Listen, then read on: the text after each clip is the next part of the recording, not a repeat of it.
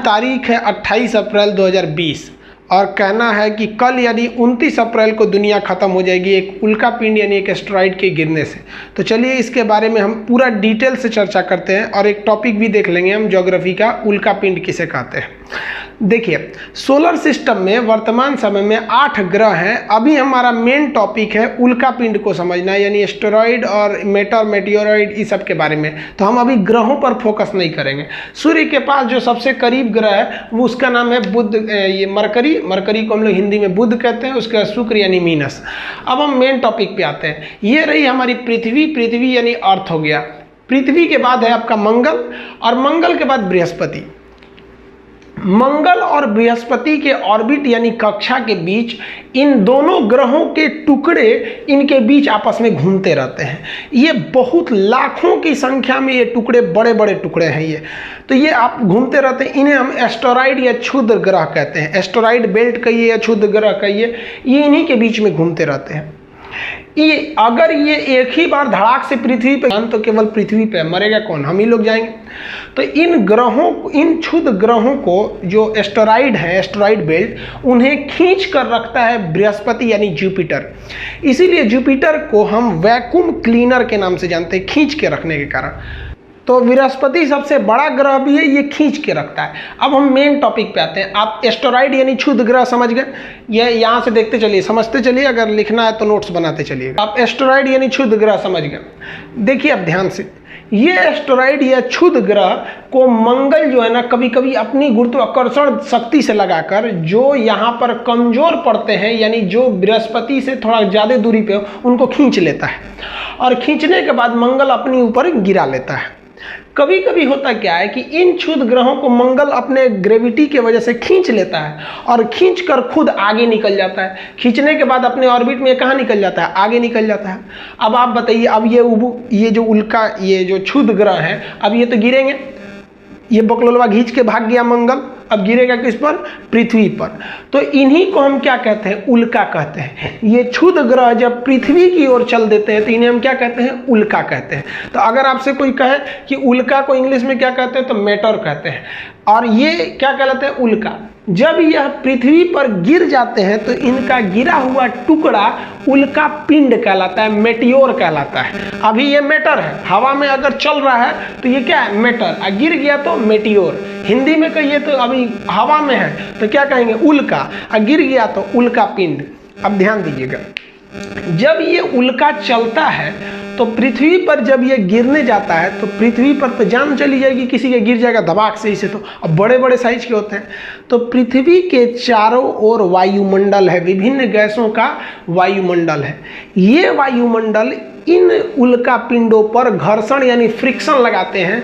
अब आप जरा देखिए, खूब स्पीड में बाइक चलाइए, आपको देखते होंगे ना मुंह पे कितना जोर से हवा लगता होगा। तो वैसे ये बहुत स्पीड में आते हैं, जिस वजह से पृथ्वी का वायुमंडल इन पर घर्षण लगा देता है, जिस वजह से ये जलने लगते हैं। और इनकी स्पीड कम नहीं रहती, बहुत तेज आते हैं। तो ये जलते हुए रात में ऐसे दिखाई देते हैं, तो जिन्हें हम लोग कहते हैं टूटता हुआ तारा। इनसे ही हम कहते हैं शूटिंग स्टार या तारे ज़मीन पर कहते हैं, टूटता हुआ तारा। आप बचपन में इन टूटते हुए तारों को देखकर मन्नत मांगते होंगे कि भगवान बड़ी दिन से पीछे पड़े हैं, इस साल तो काम कराइए दीजिए। यही सब उल्टा सीधा मन्नत मांगते हैं आप लोग, तो उससे कुछ नहीं होता है। तो ये क्या है? ये तो क्षुद्र ग्रह है जो यहाँ गिर रहा था। वो गिर रहा था तो किसका रूप लिया? उल्का का। तो वो जल रहा जो चीज़ है, जलते हुए आता है, रात में दिखाई देता है, जिसे हम टूटता हुआ तारा कहते हैं, उसी को उल्का कहते हैं। अगर ये साइज में बहुत बड़ा हुआ ना तो जलते जलते जलते जलते जलते पृथ्वी पे आते आते एकदम छोटा हो जाता है और गिर जाता है। तो वही छोटे छोटे टुकड़े उल्का पिंड कहलाते हैं। जब ये जल रहा था तो उल्का, 90% जो उल्का होते हैं ऊपर ही जल के खत्म हो जाते हैं, कुछ कुछ गिरते हैं छोटे छोटे टुकड़े के रूप में, उसे हम कहते हैं उल्का पिंड। तो आप उल्का और उल्का पिंड में अंतर समझ में आ गया। अब यहाँ ध्यान दीजिए, पृथ्वी जो है एंटी क्लॉकवाइज घूमती है। अब इसके घूमने के डायरेक्शन के हिसाब से हम इन उल्का पिंड को 2 भाग में बांट सकते हैं।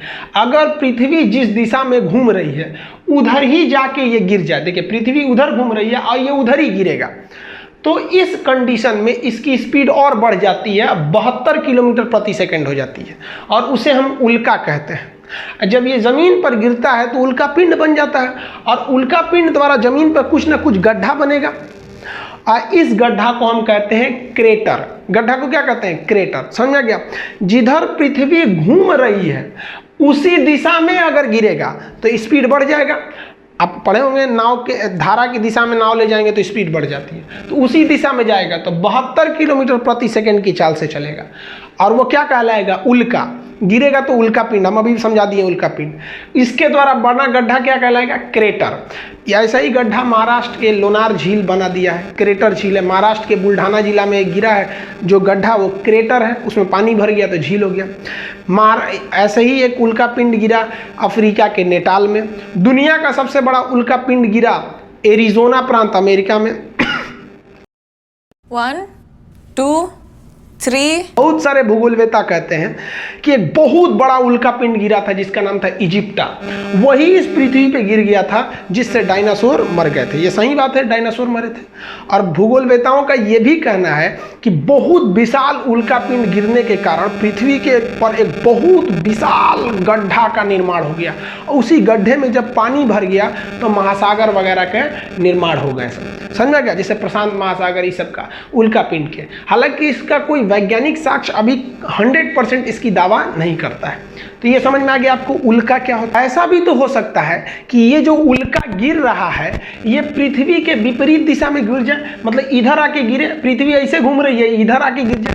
तो जब ये विपरीत दिशा में घूमेगा तो इसकी स्पीड घट जाती है। इसकी स्पीड हो जाती है 12 किलोमीटर प्रति सेकंड। तो जब विपरीत दिशा में आता है तो उसकी गति हो जाती है 12 किलोमीटर प्रति सेकंड, और उसे कहते हैं बोलाइट। बोलाइट में भी चमकेगा, तारे जमीन पे या टूटता हुआ तारा, बोलाइट की चमक ज्यादा होती है, वो विपरीत दिशा में आ रहा है। और जब ये बोलाइट जमीन पर गिर के गड्ढा बना देता है तो उसे कहते हैं टेक्टाइट। तो विपरीत दिशा में एंट्री किया तो बोलाइट, उसी दिशा में एंट्री किया तो उल्का।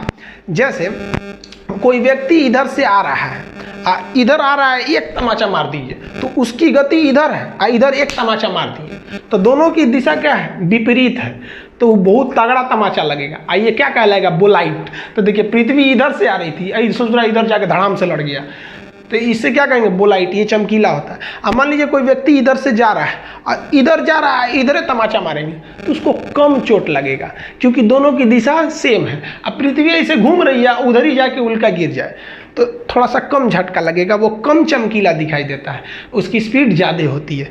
तो उल्का और बोलाइट में आपको अंतर समझ में आ गया? उल्का क्या होते हैं सब, यानी क्षुद्र ग्रह, उल्का, उल्का पिंड, ये सब समझ में आ गया आप लोगों को? किसी को कोई दिक्कत नहीं इतना में? अब ऐसे ही एक उल्का पिंड कल गिरने वाला है पृथ्वी पर, उसके बारे में हम समझते हैं। कल यानी 29 अप्रैल 2020 को एक बहुत विशाल उल्का पिंड जिसका एरिया लगभग 1 किलोमीटर स्क्वायर में है, सोचिए उतना लंबा उल्का पिंड, उतना बड़ा उल्का पिंड पृथ्वी पर यहाँ से चला है, वो बहुत तेज स्पीड में, उसकी स्पीड लगभग 1 लाख किलोमीटर, मतलब जैसे प्रकाश की चाल कितनी होती है? 3 लाख किलोमीटर प्रति सेकंड। उसकी जो चाल है 1 लाख किलोमीटर प्रति सेकंड है, बहुत तेज गति से निकल रहा है, और उसका एरिया है 1 किलोमीटर स्क्वायर का, उतना बड़ा एरिया है। अगर वो पृथ्वी पे टकरा गया ना तो जिस तरह से डायनासोर को इजिप्टा नामक उल्का पिंड ले गया था, इसको ये ले जाएगा। तो ये बहुत तेजी से निकलने वाला है। इसका जो नाम है, जो 29 अप्रैल को जा रहा है, उसका नाम है 1998 OR2। ये नाम दिया गया है नासा के वैज्ञानिकों द्वारा। आप घबराइए नहीं, ये पृथ्वी पर नहीं गिरेगा, ये पृथ्वी से बहुत दूर पे गिरेगा, 18 लाख किलोमीटर दूर पृथ्वी से गुजर जाएगा। पृथ्वी पे गिरेगा नहीं, पृथ्वी से 18 लाख किलोमीटर यानी 1.1 मिलियन किलोमीटर दूरी से ये निकलेगा। देखिए अंतरिक्ष में 1-2 लाख किलोमीटर की कोई दूरी बहुत बड़ी दूरी नहीं मानी जाती है। अंतरिक्ष में तो प्रकाश वर्ष में दूरी नापी जाती है। तो ये जो उल्का पिंड गिर रहा है इसकी चाल बहुत तेज है, 1 लाख किलोमीटर पर सेकेंड है। अगर ये पृथ्वी पे आ जाएगा ना तो फाड़ के निकल जाएगा पृथ्वी को।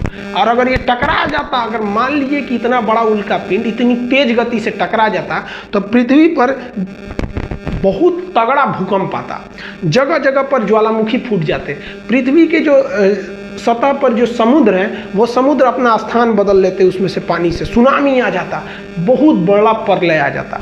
लेकिन ये प्रलय कितना दूरी पे है? 18 लाख किलोमीटर है। एक्चुअली 1.8 मिलियन है। तो मिलियन आप लोग को समझे में नहीं आता है मिलियन क्या होता है। देखिए हम लोग जो होते हैं हम लोग दो जीरो को काउंट करते हैं। 2 जीरो हुआ तो 100, फिर 2 जीरो पे 1000, 10,000, फिर 2 जीरो पे लाख, 10 लाख, फिर 2 जीरो पे करोड़, 10 करोड़, फिर 2 जीरो पे अरब, 10 अरब, फिर 2 जीरो पे खरब, 10 खरब। बट अमेरिका वाले ऐसे नहीं, वो 3 जीरो को फॉलो करते हैं। 3 जीरो हुआ तो 1000, 3 जीरो और जोड़ दीजिए तो हो गया वो मिलियन, 3 जीरो और जोड़िए वो हो गया बिलियन, 3 जीरो और जोड़िए बन गया ट्रिलियन। तो 3 जीरो जोड़िए, 3 जीरो पे 1000, 3 जीरो और करिए तो हो गया मिलियन, 3 जीरो और करिए बिलियन, 3 जीरो और करिए ट्रिलियन। समझ में आ गया? 5 ट्रिलियन की हमारी इकोनॉमी ऐसे लक्ष्य है हम लोग को बनाने के लिए। तो ये समझ में आ गया कितनी दूरी पे गिर रहा है। तो इससे कोई खतरा नहीं है। हम सब कल फिर एक वीडियो में मिलेंगे। ऐसा नहीं है कि कल किसी की जान जाने वाली है। समझ में आ गया? अब हम जो टॉपिक समझते हैं, ये तो एक नॉर्मल टॉपिक था, इसे बता दिए हम आपको। ये उल्का पिंड का क्या क्या प्रभाव पड़ते हैं, ये जो एग्जाम में क्वेश्चन पूछते हैं हम लोग उसके बारे में भी समझ जाते हैं। इसका एक स्क्रीनशॉट लीजिए पहले आप लोग। इन उल्का पिंड के गिरने से कौन कौन सा प्रभाव पड़ता है, अब हम वो 5 मुख्य प्रभावों को हम लोग समझ लेते हैं। देखिए वायुमंडल के घर्षण के कारण ये उसी में जल के खत्म हो जाते हैं। एक्चुअली ये मंगल या बृहस्पति के टुकड़ा है। तो आप बताइए, बृहस्पति तो उस साइड है, इस साइड कौन है? मंगल, यानी इसी साइड वाला उल्का गिरा होगा। और वो किसका टुकड़ा है? मंगल का। मंगल लाल ग्रह है। तो ये जो ऊपर जल के खत्म हो गया है, इसका जो राख बचेगा, जो बुरादा बचेगा, जो छोटे छोटे चूर्ण बचेंगे, वो लाल रंग के ही ना होंगे। तो इसको हम लोग कहते हैं रेड रेन, लाल वर्षा। अब याद रखिएगा, लाल वर्षा अलग है और ब्लड रेन यानी रक्त वर्षा अलग है, अम्लीय वर्षा अलग है, कृत्रिम वर्षा अलग है, चक्रवाती वर्षा अलग है, संवहनी वर्षा अलग है, मानसूनी वर्षा अलग है। ये ज्योग्राफी के वर्षा नाम के चैप्टर में पढ़ाएंगे। तो यहाँ जो वर्षा है वो लाल रंग की होगी। तो इसे हम क्या कहते हैं? Red rain. तो पहला प्रभाव आप समझ गए, रेड रेन की वजह से। दूसरा प्रभाव समझिए, जब ये वायुमंडल में प्रवेश करेगा तो घर्षण के कारण जलने